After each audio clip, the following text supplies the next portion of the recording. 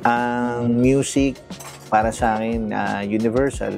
Masasabi ko na etong negosyo ko na 'to, nag-start talaga siya passion.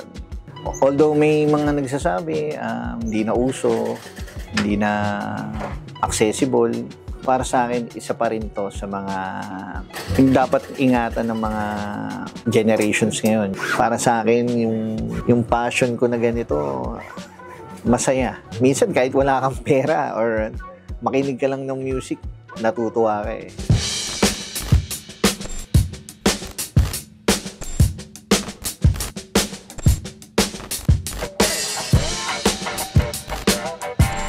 Ako nga pala si June Eric Pilar. Taga Binondo ko talaga. Bali, etong shop namin, nag-start to nung 2018. Bali, nag-start ako bilang collector. Music collector ako. Then, on the side, mga movies. Yung mother ko is from Iloilo. Then, father ko naman, Bulacan. Pero dito na na-raise sa Manila. Masasabi ko na etong negosyo ko na to, nag-start talaga siya passion. From passion talaga, tuloy-tuloy lang. Hindi ko na namamalayan, lumaki ng ganito. Actually, meron pa sa bahay. Isa sa mga nagtutulak sa akin siguro, yun nga, yung passion sa pagko-collect. Tsaka yung pagmamahal na rin, kasi ayoko mawala yung ganitong physical copies eh. Although may mga nagsasabi, hindi na uso, hindi na accessible, kumbaga mas madali yung streaming, downloads. Para sa akin, isa pa rin to sa mga yung dapat ingatan ng mga generations ngayon, yung mga millennials na sinasabi, Gen Z.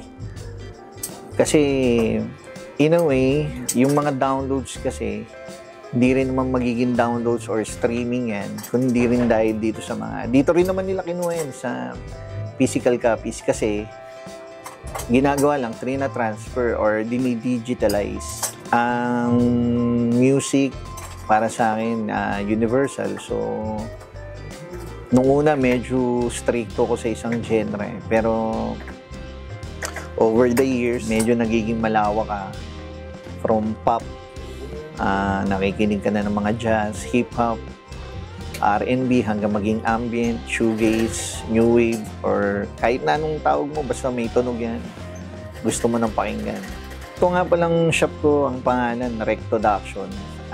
Naisip ko lang siya kasi nandito tayo sa Recto. So in a way, parang influence siya nung isang album ng Human League eh. Reproduction, which is parang pinaparami. Ito naman, Rectoduction, kasi nasa recto. In a way, i-share mo sa mga music lovers or mga nagko-collect pa rin ng mga physical medias. In-start ko to 2018. Ano lang siya, hindi siya planado. Kasi umpisa, nagko-consign lang ako dito eh. Hanggang sa nangyari, yung kasosyo ko, medyo naglaylo.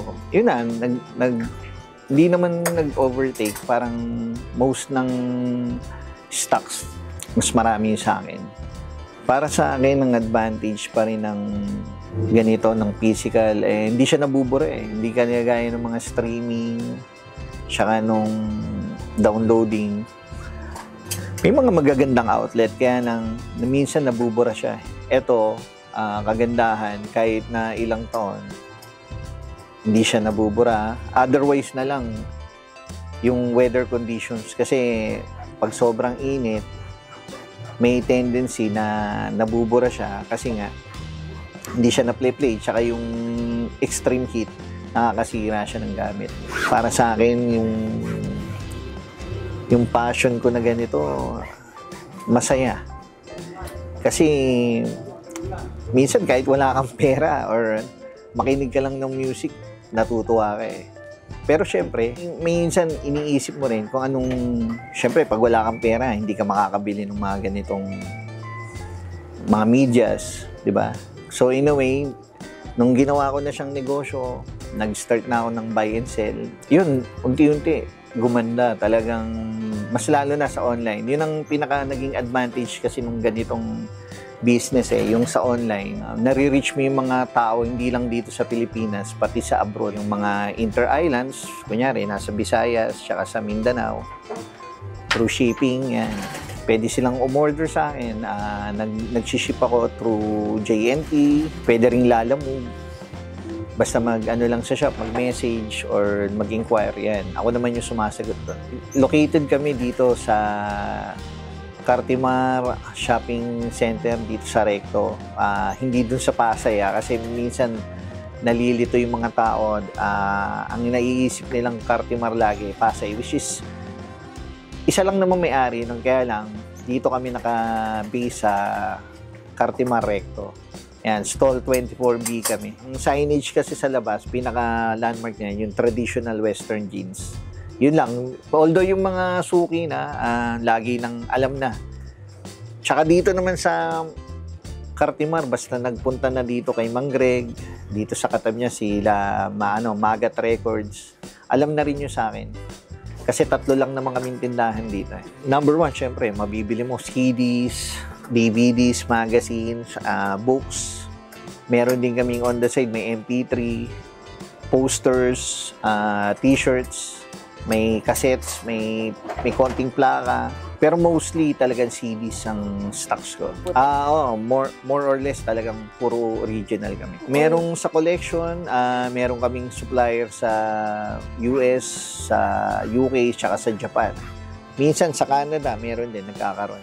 Ang range ng CDs namin, from 50 hanggang 500. Yan. Depende yan sa titles tsaka sa genre. Pero mostly ang genre na medyo pricey, yan, syempre yung OPM dahil nga wala ng stocks or wala ng gumagawa ng CDs dito sa Pilipinas Sa ngayon, usually, ang madalas pop Pop, may new wave, may rock.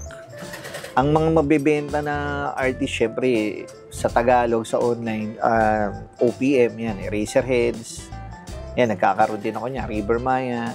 Yan yung mga usual suspects pagdating ng hinahanap sa mga online or dito sa shop.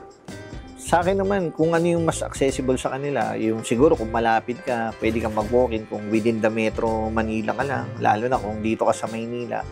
So kung hindi naman malapit, pwedeng through online order, okay naman yun sa akin, nag-ship naman ako.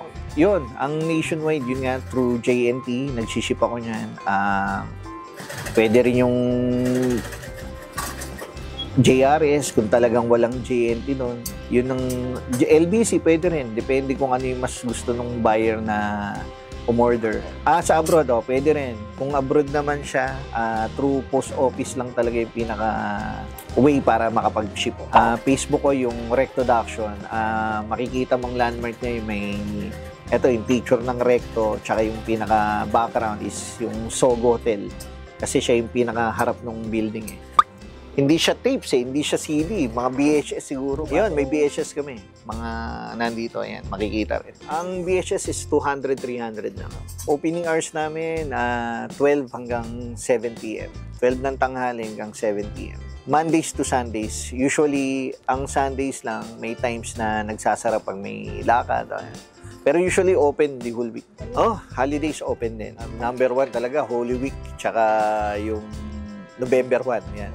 Sige, mga ka-BP, pwede nyo pala akong pasyalan dito. Ini-invite ko kayo dito sa shop ko sa Cartimar Recto, Rectoduction. Marami kayong makikita dito.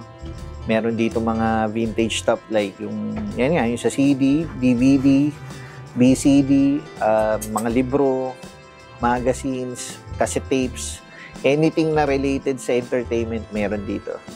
So, if ever pasya lang kayo, welcome kayo dito.